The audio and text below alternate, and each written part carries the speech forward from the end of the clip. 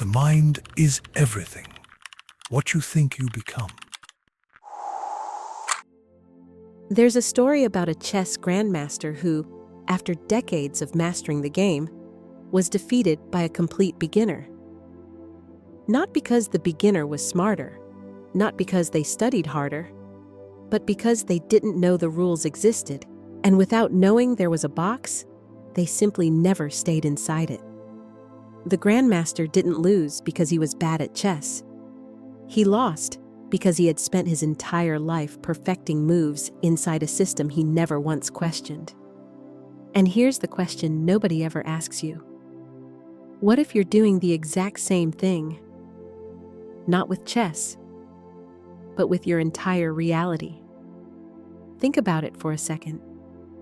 You spent years being taught what's real, what's possible, what's normal. You were handed a set of instructions on how to live, what to believe, how to react, and you follow them, not because you consciously chose to, but because you never considered there was another way. The reality you live in isn't the world. It's the version of the world that someone, at some point, approved for you. And the most unsettling part isn't even that.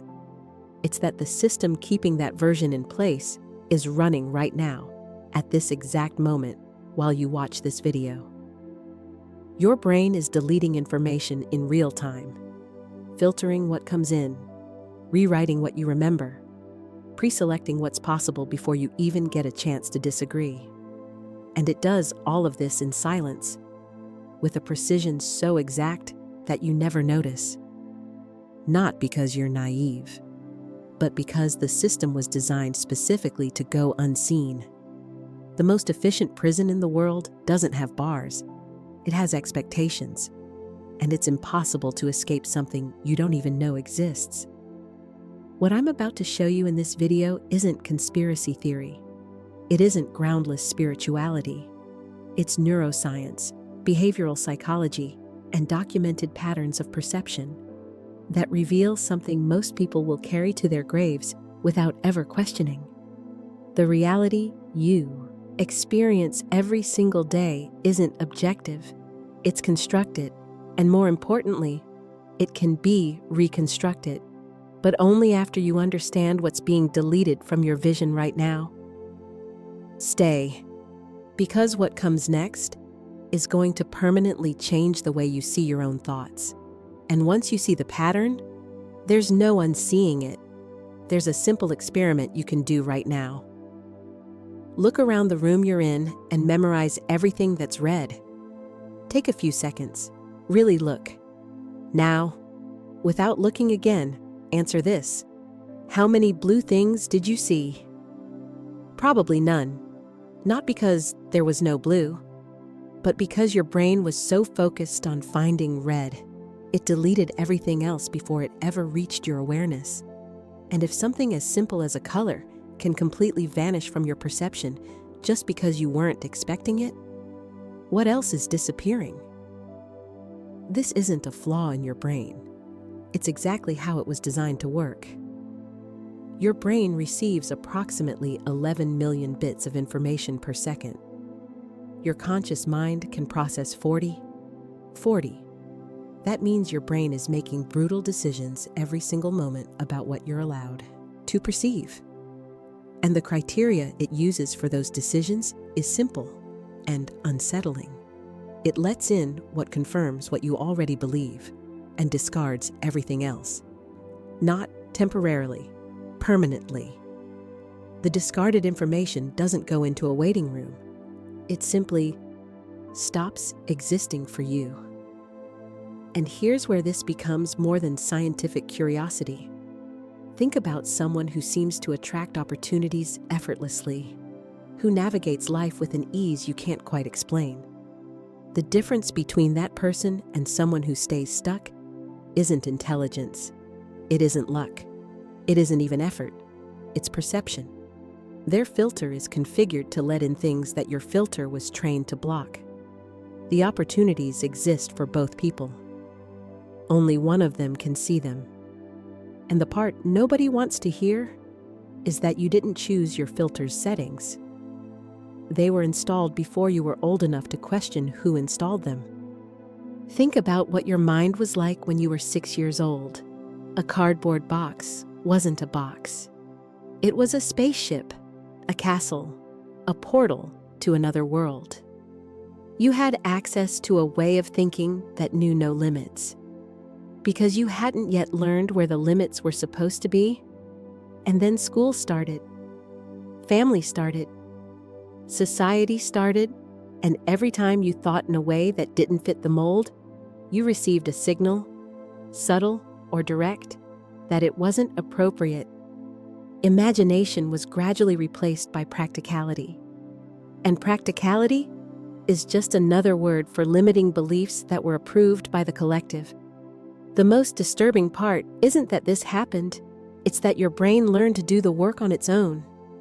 It internalized the limits so completely that it now reproduces them automatically, without any external pressure.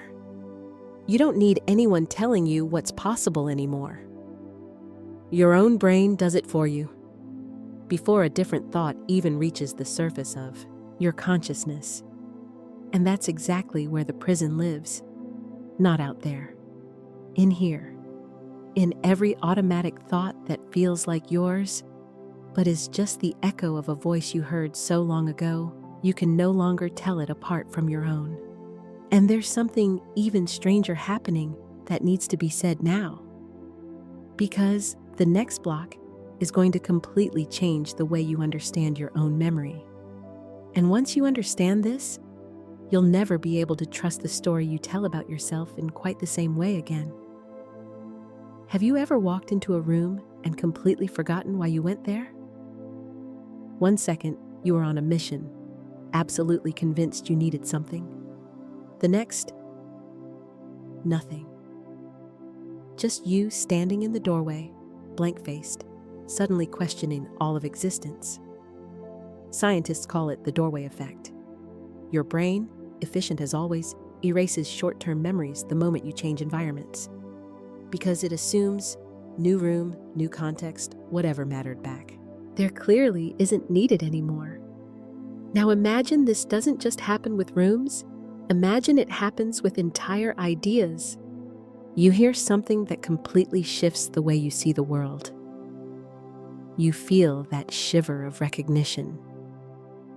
You carry it for a few hours, maybe a day, and then, gradually, it's gone, like a dream that made perfect sense while you were inside it, but slips through your fingers the moment you try to hold on.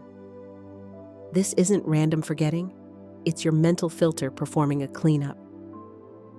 Any idea that threatens the narrative your brain has built about who you are and what's possible for you is treated as an intruder. And intruders are eliminated with quiet efficiency. Your thoughts are not yours in the way you imagine. They're habits.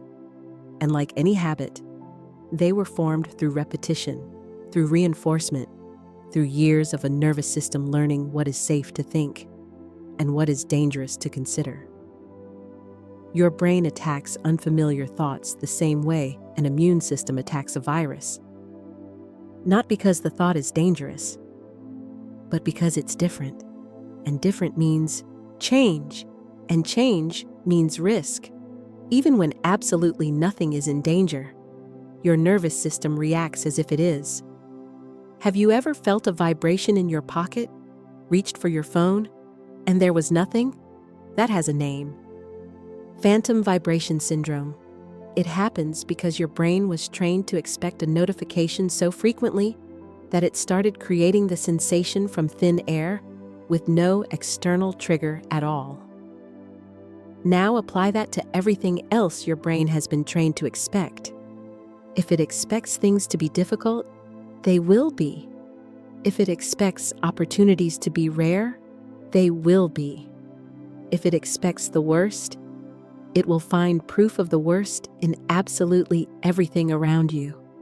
Your reality doesn't change until your expectations do. And your expectations don't change until you notice they were there. And then there's the hardest moment of all.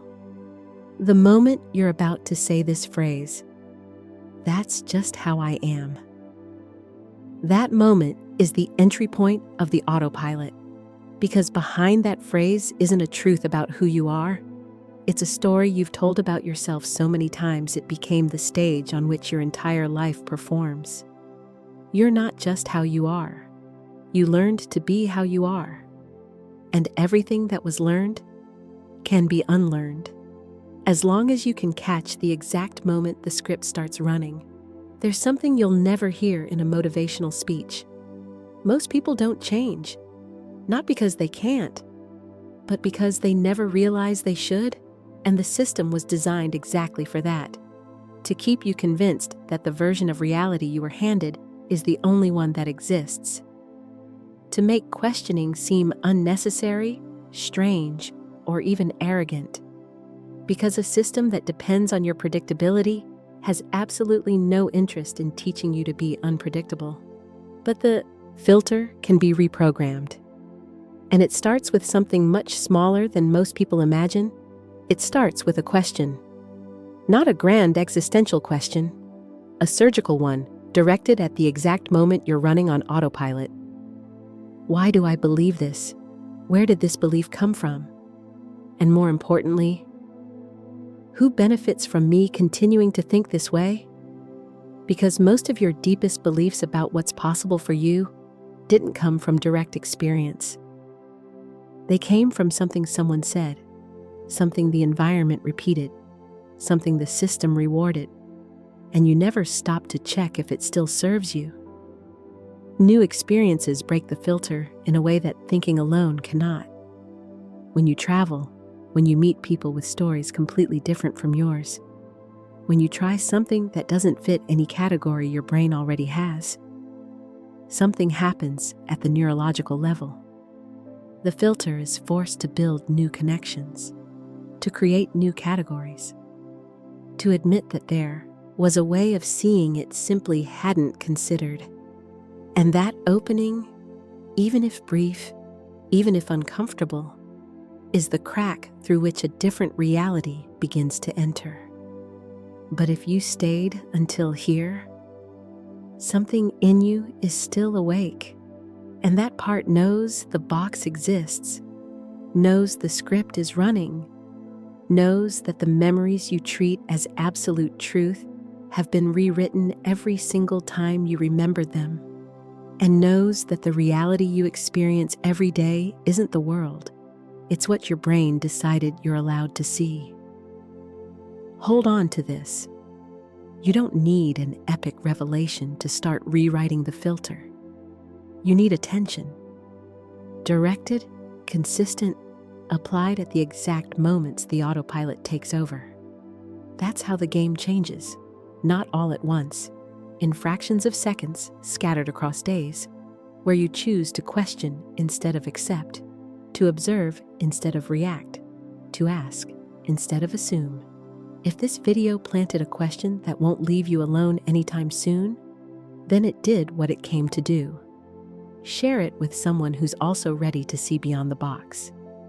Subscribe to the channel, because what was opened here continues, and every video is one more layer of the filter being removed.